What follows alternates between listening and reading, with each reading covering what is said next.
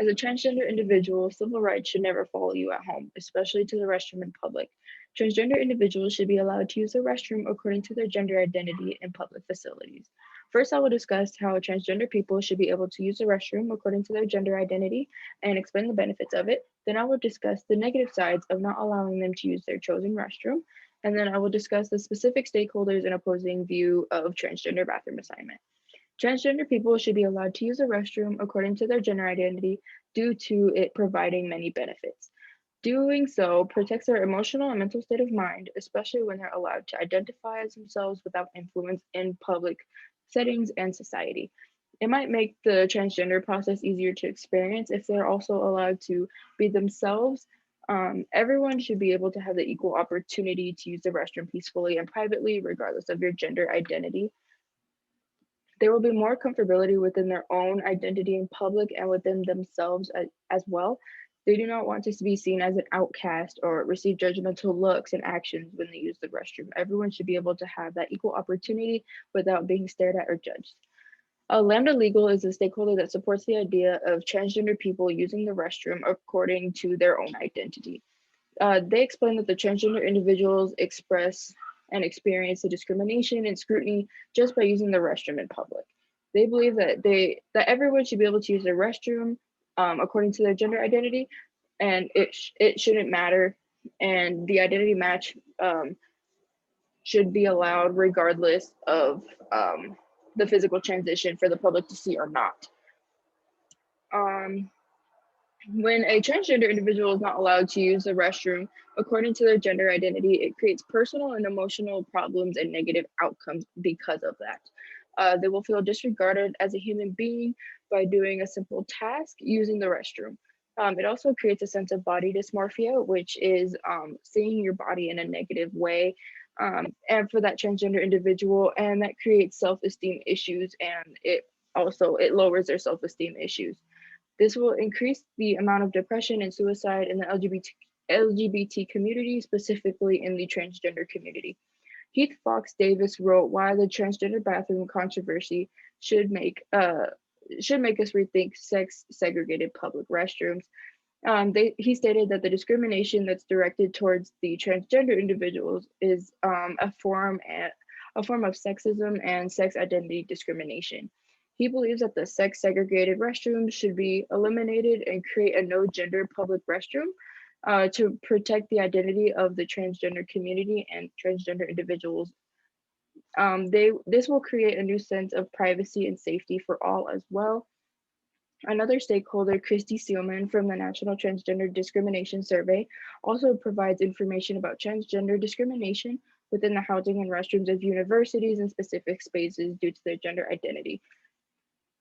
Between trans women and trans men, trans women are more prone to risk than gender nonconforming individuals for being declined to school housing in the bathrooms that coincide the residents. It also makes it a big obstacle for them to kind of blend in and be seen as the common society as well. The opposing view when it comes to transgender people using the restroom, there are homophobic individuals that will purposely pick on those who look different than them or speak differently than them or transition differently than them. The stakeholder Lambda Legal believes that there should be an equal access to public restrooms for every individual, regardless of transgender or cisgendered individuals.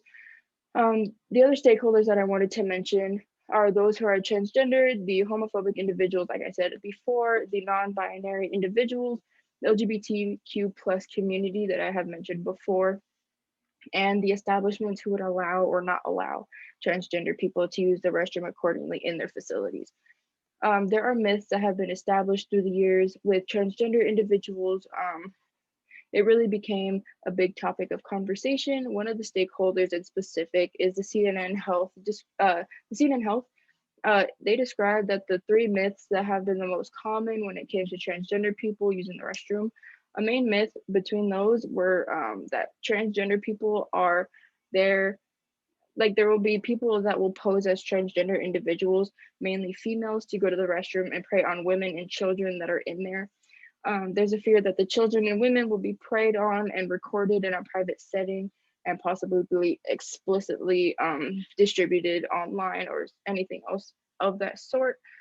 There's a total of 18 current states that have banned the discriminatory actions towards transgender individuals when it comes to public accommodations such as the restroom setting. Also, the CNN Health also described the myth that transgender individuals do not deserve the same protection that cisgendered individuals are granted. And side note, cisgendered is being a biological female or a biological male and identifying as such. Um, the false pretense that the transgender people have a mental illness plays a part in other people believing that they do not deserve the same protection right as these cisgendered individuals. The truth behind that myth is that the mental health community and those who work inside of it believe that transgender is not a mental illness, rather it is something that someone was born in the wrong physical body and identify in the wrong gender identity. The last myth that it's allowing children to identify as transgender will bring harm to them in their life and harm others around them. This myth claims that the children are too young in order to identify as the opposite gender and that they're too young to understand what transgenderism is. And if a parent or anyone like a legal guardian supports their transition decision, it is considered child abuse. This is incredibly wrong because if there is no support for the child, it gives the depression and suicidal thoughts progress, and it can turn deadly for the child if they do not have any of that home support or personal support for their transgender transition. There's positives and negatives that transgender people experience on a daily basis when it comes to using the restroom, especially in public. They use the correct restroom according to their identity. It will create a positive self image and positive self esteem, as well as more positive transition experiences personally.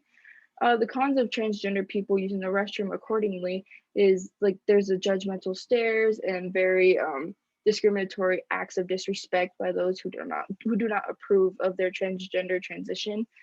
And the stakeholders are here to support the bathroom decision for transgender individuals and providing those myths as well.